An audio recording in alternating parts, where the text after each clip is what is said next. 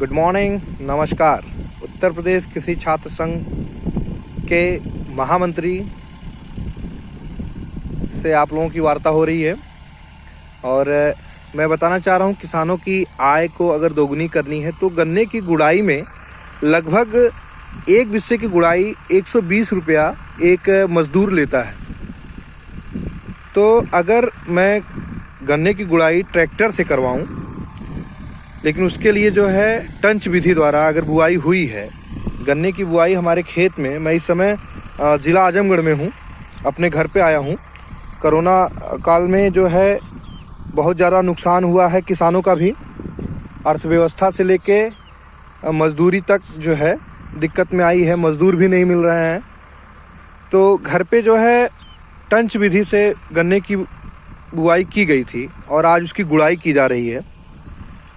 तो हम दिखाना ये चाह रहे हैं, जैसे कास्ट जो देखा जाए, एक ट्रैक्टर अधिक से अधिक, अभी ये 16 बिस्सा का खेत है लगभग, तो इसकी जो है अगर उस तरह से जोड़ा जाए तो 130 रुपये प्रति बिस्सा जो है उसका मज़दूर लेता है और ट्रैक्टर मात्र 30 रुपये प्रति बिस्सा के हिसाब से है। और इस समय मान लीजिए तो घर का ट्रैक्टर है, घर की खेती है तो कोई दिक्कत नहीं, लेकिन जो किसान के पास ट्रैक्टर वगैरह नहीं, मैं उसके लिए बता रहा हूँ कि 30 रुपये प्रति बिस्से के हिसाब से ट्रैक्टर की इस समय गुड़ाई चल रही है। तो हम दिखाते हैं कि जैसे ये रो में बोया गया है, एक रो में ये है और दूसरा रो यहाँ पे है, तो बीच का जो स्पेस छूटा है टंच विधि में, उस तरह से इसकी जुताई चल रही है। तो आइए हम दिखाते हैं आपको कि ये देखिए जो बोड़ा जा रहा है, दोनों चक्के के बीच में जो है जो बुआई आई थी वो इसमें, और यहाँ पे जो है ये देखिए ये उसकी गुड़ाई चल रही है। तो दोनों के बीच में जो स्पेस बना था वहाँ पे दोनों फार को लगा के उसकी गुड़ाई चल रही है। तो इसकी मैक्सिमम कास्ट 30 रुपये प्रति बिस्सा आ रही है, जबकि एक मजदूर का जो है कास्ट होता है एक बिस्से का 130 रुपये के आसपास।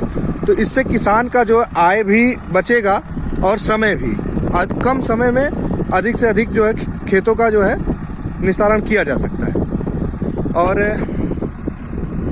अब ये स्पेस जो बताया है इसमें अभी गुड़ाई करनी जाएगी। और अब देखिए ये रो आपको सीधा दिखाई, जो बीच में स्पेस है उसमें जो ट्रैक्टर का चक्का है वो दोनों आएंगे, पहिए जो है उसमें आ जाएंगे और बीच में जो ये बच रहा है ये छूट जाएगा। उसी तरह फार उसकी जो हल है उसी तरह बनाया गया है कि बीच में गैप दिया गया है। बोते समय भी इसी हल से बुआ गया था टंच विधि द्वारा और फिर इसी हल से उसकी जुताई की जा रही है। तो मैं यही अनुरोध करूंगा कि गन्ना बोने वाले किसान हमेशा टंच विधि से बुआई करें। टंच विधि में ये भी होता है कि दोनों का जो स्पेस मिलता है उससे गन्ने में ब्यास अधिक होता है। तो ब्यास अधिक होगा तो गन्ना अधिक जो है मोटा होगा और गिरेगा कम। और जो ये जुताई हो रही है दोनों के ऊपर मिट्टी दिया जा रहा है। जैसे ये देखिए, आप ये देखिए जो ये रो है इसको मिट्टी मिल रही है, ये इस पे मिट्टी मिल गई और इसमें मिट्टी मिल गई, तो इससे ब्यास अधिक मिलेगा। और गुड़ाई के समय में क्या होता है, मिट्टी मिल नहीं पाती है, तो इससे जो है किसान को अधिक से अधिक फायदा होगा।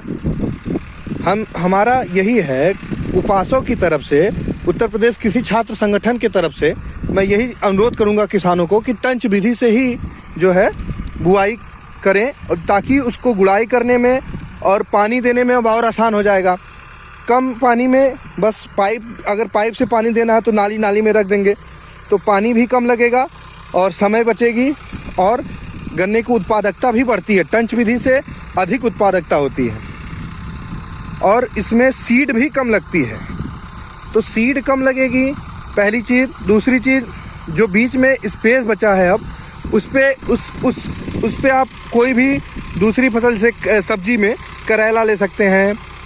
अगर करेला नहीं लेना है तो सबसे बढ़िया इस पे जो है आप छोटी फसल जैसे भिंडी वगैरह ले सकते हैं, तो इससे ये भी फ़ायदा हो जाएगा आपका। और ये सबसे सर्वोत्तम विधि है गन्ना के लिए, सबसे सर्वोत्तम विधि। बाकी और कोई समस्या, कोई दिक्कत हो तो हमारे संगठन उत्तर प्रदेश कृषि छात्र संघ से आप जुड़िए। अधिक से अधिक किसान हमसे जुड़ें और हम उनकी हर समस्या का समाधान करेंगे। धन्यवाद, नमस्कार।